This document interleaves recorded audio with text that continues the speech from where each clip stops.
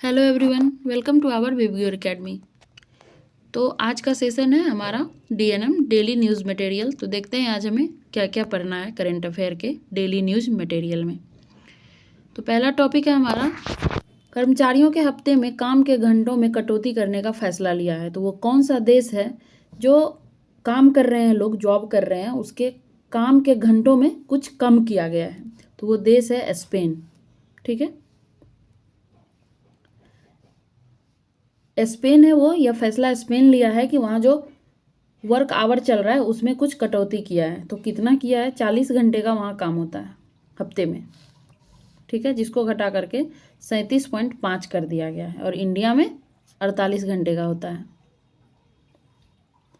तो देखते हैं स्पेन के कैपिटल को। तो यहाँ का कैपिटल है मैड्रिड और करेंसी है यूरो। ठीक है, और यहाँ के पीएम है पेड्रो सैंचेज। नेक्स्ट टॉपिक है यूएनएचआरसी।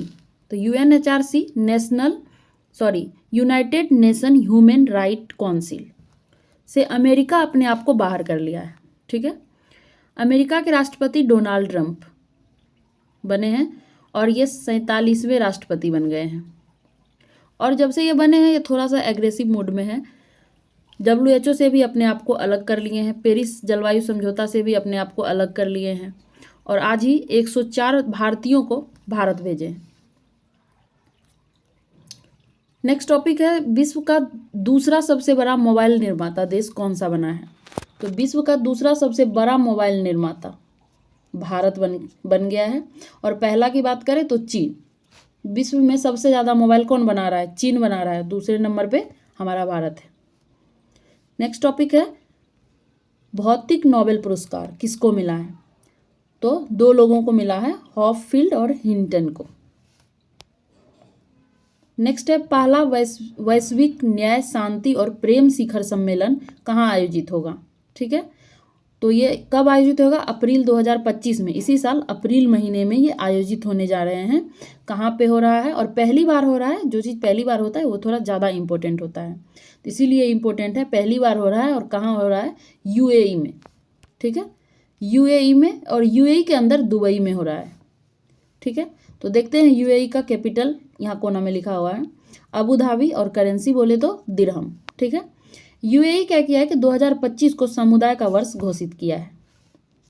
ठीक है, अगर इस सम्मेलन का थीम देखें तो एक ग्रह एक आवाज इसका थीम है। ठीक है, और इस सम्मेलन का जो उद्देश्य है वो है कि विश्व में शांति, न्याय और प्रेम को स्थापना करना। नेक्स्ट है, दुनिया की सबसे ऊंची इमेजिंग चेरेनकोव वेधशाला मैक का उद्घाटन कहाँ किया गया है? तो लद्दाख में किया गया है। ठीक है, इंपॉर्टेंट है ये। नेक्स्ट है, सिमोना हालेप। सिमोना हालेप एक टेनिस खिलाड़ी है।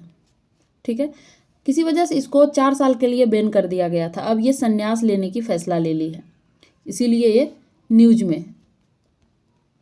ये अब संन्यास लेगी। और ये कहाँ से संबंध रखती है? तो ये रोमानिया की रहने वाली है, 2 बार ग्रैंड स्लैम विजेता है, ये रह चुकी है। ठीक है, तो देखते हैं थोड़ा सा रोमानिया के बारे में इम्पोर्टेंट एक फैक्ट्स को। तो रोमानिया देखिए, और रोमानिया से बॉर्डर शेयर कर रहा है बुल्गारिया, और रोमानिया और बुल्गारिया के बीच में एक नदी बहती है, उसका नाम है डैन्यूब नदी, जिसको ग्रीन रिवर भी बोलते हैं। और आगे चलकर इसी नदी पे एक घास का मैदान है, पुस्ताज घास का मैदान। ठीक है, जो हंगरी में है। तो आज का सेशन हमारा यहीं पे कंप्लीट होता है। एंजॉय कीजिए वीडियो को। Thank you for watching.